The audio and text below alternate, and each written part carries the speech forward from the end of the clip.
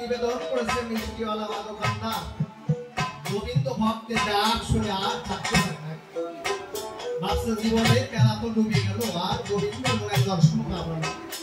তাহলে বাবা সাহেবের গানটা বলে মিথ্যা হয়ে যায়, আর বৃন্দাবনে আর বাঁশি বাজে না, আর গোবিন্দ সেখানে আসে না। এই কথা চিন্তা করি, যেদিন ওই কথাটা চিন্তা করছি বাবা, রাত 12টা বেজে গেছে, এমন সময় দেখতে পাই একটা 8-10 বছরের বালক গুটি গুটি পাই ওই মিষ্টির দোকানের সামনে দিকে এগিয়ে আসছে।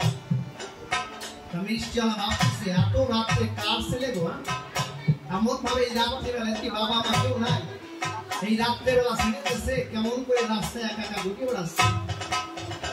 কিছুক্ষণ পরে দেখতে পাই ওই বালকটা ওই মিষ্টিওয়ালার দোকানে এসে উপস্থিত হয়েছে। মিষ্টিওয়ালার কাছে বলছে, দোকানদার তোমার দোকানে কি মতিচুর লাড্ডু আছে? দোকানদার বলছে, বাবা এত রাত্রে কি আর লাড্ডু পাওয়া যায়? তবে আমার কাছে ছানার মিষ্টি আছে, যদি তুমি চাও আমি ছানার মিষ্টি তোমার দিতে পারি। তখন ডাক দিয়ে বলছে, আমি তো ছানার মিষ্টিও খুব ভালোবাসি খাতি, তাহলে তুমি কথা নাও আমাকে ওই ছানার মিষ্টি দাও। মিষ্টিটা বাবা খাওয়া হয়ে গেছে। খাওয়ার পরে দোকানদার বলছে, বাবা তোমার কাছে পয়সা আছে? বলছে, আমার কাছে বাবা পয়সা কোথা থেকে আসবে, আমি দিনদুখী কাঙাল মানুষ, যদি কেউ দয়া করে আমারে কিছু দেয় আমি তো তাই খাই, আমার তো পয়সা তেমন নাই। দোকানদার ভাবছে কতটুকু মিষ্টি বা খাইছে, তাহলে থাক বাবা তোমার আর পয়সা দেওয়া লাগবে না, অতটুকু মিষ্টি তুমি বাচ্চা মানুষ নিয়ে বোঝাতে না। এমন করে যখন চিন্তা করতেছে, বালকটি মিষ্টি দোকানওয়ালাকে বলছে, বাবা তুমি আমার কথা নিবা, তুমি এই যে আমার হাতে একটা সোনার বালা আছে, এই বালাটা নিয়ে তোমার মিষ্টির দাম তুমি রেখে দিও। মিষ্টি ওয়ালা বলছো, বাবা ও তো সোনার বালা, অত দামি বালা আমি কি করবো, সামান্য একটু মিষ্টি তো খেয়েছো, দাম আর কত দাম হবে? বলছে, না আমি তোমার দেনা থাকতে চাই। তাই বলে যখন দোকানদার নিতে চাই না, টানা পিড়ন করতে করতে বালকটি ওই দোকানিওয়ালার কাছে বালাটা ছেড়ে ফেলছে। বালাটা তুলতে যখন নিচের দিক নেমে, নিচের দিক নামতেই পিছনে উঁচু হয়ে দেখতে পাই সেই বালকটি আর সেই জায়গায়। ওই বালাটা নিয়ে সারা রাত বলে দোকানদারের আর ঘুম নাই। রাত্রে কেই বা এলো, আর এই সোনার বাবা আমাদের ছুটি মেরে চলে গেল, আর দেখা দিল।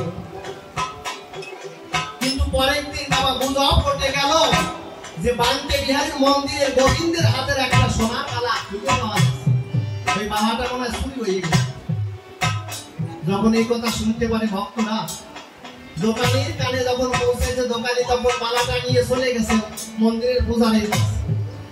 পূজারীকে ডাক দিয়ে বলছে, বাবা দেখো তো এই বালাটা কিনা। মন্দিরের পুরোহিত বলছে, বাবা এই তো সেই গোবিন্দের হাতের বালা, তুমি এই বালা কোথায় পাইলে? বলছে, আমি বড় অপরাধী, বড় পাপী, কারণ রাত্রিবেলা আমার প্রাণ গোবিন্দ আমাকে দেখা দিতে এসেছিল, কিন্তু আমি তার চিনতে পারি না।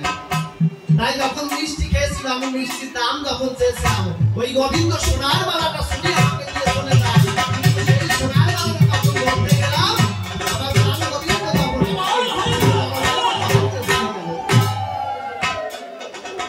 বলছে, বাবা সারা জীবন আমার গোবিন্দের আরাধনা করেও জীবনে কোনোদিন ভগবানের দর্শন পেলাম না।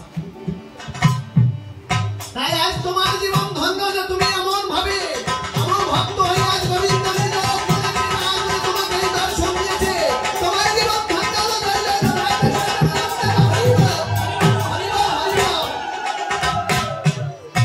তাই বলে বাবা এখন ইষ্ট ভক্তি বলে সেই গোবিন্দকে কেউ ডাকে, তাহলে তুমি এসে আমাদের দর্শন দেন। যখন বলছে বাবা বললা কাছে গিয়ে ভক্ত গিয়ে বলছো, বাবা তুমি যে গান লিখেছো আজ সে বৃন্দাবনে বাঁশি বাজে, তা কতবার তো বৃন্দাবনে গেলাম, জীবনে তো কোনোদিন বাঁশির শব্দ শুনতে পেলাম না। বলছো, বাবা এখন রাত কয়টা বাজে? কয় সন্ধ্যা 7টা বাজে। কয় তাহলে আকাশবাণী সেন্টারে কি আসছে? কয় খবর আসছে। কয় তাহলে সেই খবর আমরা শুনতে পাচ্ছি না কেন? আর আমরা শুনবা কি করে, আমাদের কাছে তো সে রেডিওই না, খবর শুনবা কি করে? আচ্ছা তাই না, নাতি বাবা পাগলার নাতি ছিল গোপাল। গোপালের ডাক দিয়ে কয়, বাবা আপনি কথা নিবি, আমাদের রেডিওটা আমার কাছে এনে দিবি। গোপনে বলে গেছে যে ওই রেডিওর পিছন থেকে ব্যাটারিটা খুলে রেখে দিয়েছে।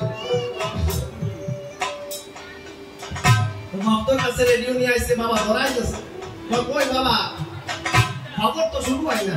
কই ও বাবা খবর আবার পিছনতে ব্যাটারি নাই। ওই আচ্ছা ব্যাটারি নাই। নাতিরে কইছে বাবা ওই ব্যাটারি নিয়ে আয়। ব্যাটারি ধরাই দিয়েছে, তা ভাই ব্যাটারি তো ভরা হলো, তো খবর তো শুরু হয় না। ভাই বাবা শুধু ব্যাটারি হলে খবর শোনা যায় না। ভাই ব্যাটারি দুপুরের পরে সুইচ দিতে হয়, সুইচ দিয়েছে তাও খবর আসছে না। ভাই বাবা সুইচ তো দিলে তাও ব্যাটারি খবর হয় না। ভাই বাবা খালি সুইচ দিলে